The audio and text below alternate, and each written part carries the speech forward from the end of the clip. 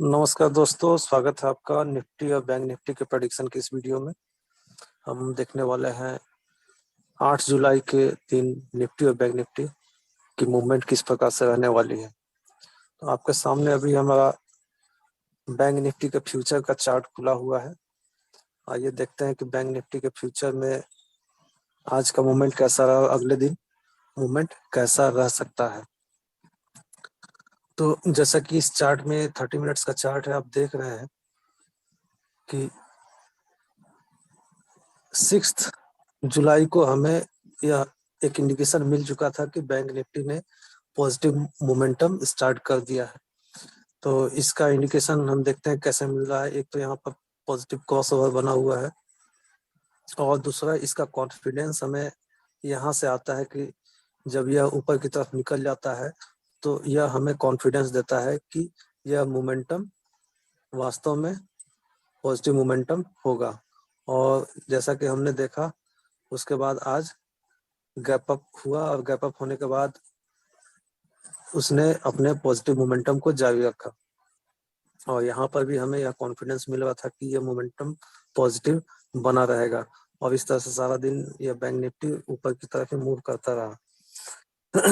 अब देखते हैं अगले दिन का मूवमेंट कैसा रह सकता है। तो अगले दिन का मूवमेंट भी हमें, जैसा कि आज क्लोजिंग हुई है अपने ऊपरी लेवल पर जाकर के, तो यहाँ पर एक गैप अप ओपनिंग हो सकती है। गैप अप ओपनिंग होने के बाद यह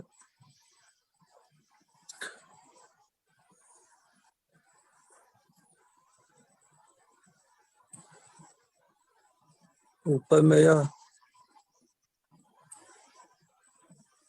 35,250 के ऊपर यदि निकलता है, 35,250 280 के ऊपर निकलता है तो इसका नेक्स्ट टारगेट 35,600 तक बन सकता है। लेकिन एक यहाँ पर और ध्यान देने वाली बात होगी कि कल शुक्रवार है, तो ज्यादातर हमने ऐसा देखा है कि शुक्रवार के दिन थोड़ी प्रॉफिट बुकिंग आ सकती है।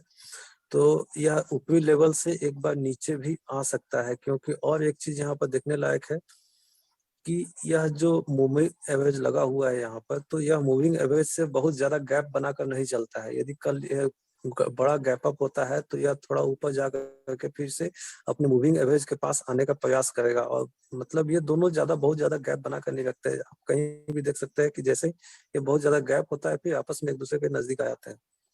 आप कहीं भी देख सकते हैं कि गैप बनाने के बाद ये एक दूसरे के नजदीक आ जाते हैं। तो इस तरह से हम एक मूवमेंट देख सकते हैं कि हो सकता है कि कल गैप अप होने के बाद थोड़ा सा और पॉजिटिव मूवमेंट यहाँ पर देखने मिले, लेकिन उसके बाद 35,600 35,650 के आसपास से यहाँ से यह नीचे की तरफ फिर से आने का प्रयास करेगा और ये नीचे बहुत ज्यादा नहीं आएगा। 35,000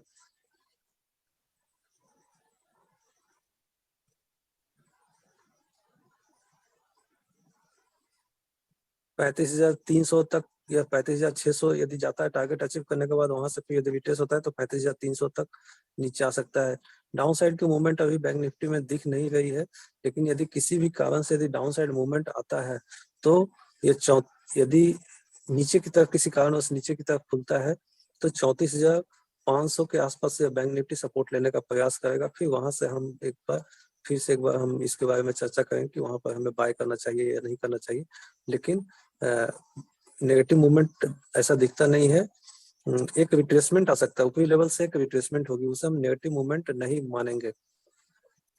इसी प्रकार से हम देखते हैं निफ्टी की मूवमेंट पे। यदि हम देखें तो निफ्टी में भी जैसा कि आज क्लोजिंग मिली है, यह एक गैप अप दे सकता है। गैप अप देने के बाद इसका प्रॉफिट बुकिंग का लेवल 16,300 हो सकता है। निफ्टी का फ्यूचर का चार्ट है 16,300 के आसपास में यदि आपका खरीदा हुआ है निचले लेवल पर, तो 16,280 से 16,300 के आसपास में आप प्रॉफिट बुक कर सकते हैं।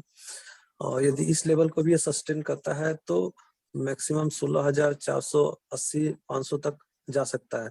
लेकिन वहां से इसमें भी एक बार प्रॉफिट बुकिंग आएगी, जरूर आएगी, उसमें भी प्रॉफिट बुकिंग।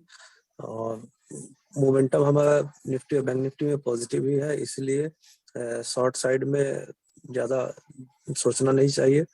बैंक निफ्टी में निचले लेवल पर खरीद कर ही चलेंगे और ओपी लेवल में प्रॉफिट बुकिंग करेंगे।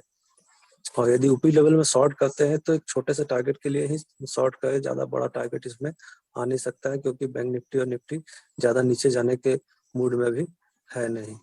तो ये थी निफ्टी और बैंक निफ्टी की प्रेडिक्शन। आप आगे भी प्रेडिक्शन जानने के लिए चैनल के साथ बने रहें। धन्यवाद।